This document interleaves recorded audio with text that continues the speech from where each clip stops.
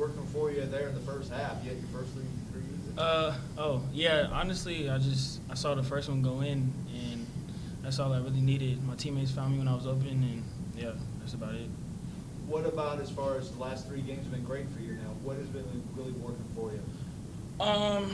Always just staying confident, making sure I'm making the right plays, and it starts on defense too. Because once I get my defense going, then I'm able to provide on offense as well, much easier.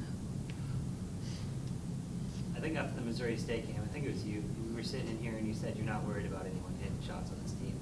What's it like to finally see some of those shots fall and shoot at the percentages that you guys did tonight?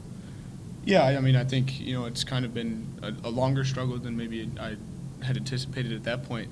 Especially myself, KO, 2 great shooters. Atin shooting it really well. So, but I'm not really concerned about that. And as long as we just keep being ourselves, staying confident in ourselves, I have confidence in us 2 and the rest of the guys to just make shots. And it certainly feels good when they go in. You definitely feel a little more confident in yourself. But when they're not falling, you just got to keep staying confident and trusting in each other. What was the difference in the 2 halves for you? I think you had 6 at half and ended with 22.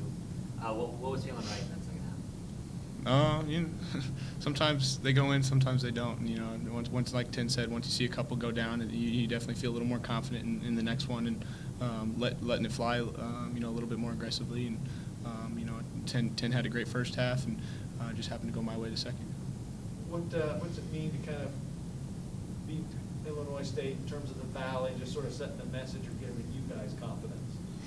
It's a good way to start. Well, we already had 2 wins, but coming back off a break, this is definitely a great win, especially for the long run, especially when we play them again. But we just got to keep stacking up wins and keep being aggressive on defense. I think that's going to get us through a lot of these games, honestly. Yeah, I mean, I'd say, the conference plays, a grind, and you can't afford to drop many, and especially at home. And I think after that break, we kind of gathered ourselves, understood where we were at. I think the good and the bad. You're never going to complain about 11-2, but knew we had a lot of areas to fix. And I thought today, especially in the first half, early second half, we fixed some of those areas that we can take into the next one, and just take it one at a time in conference. Could you, Tucker, talk a little about that lob pass to Nate? It was kind of an exclamation point, and the crowd seemed to really enjoy it. What were you seeing on that play?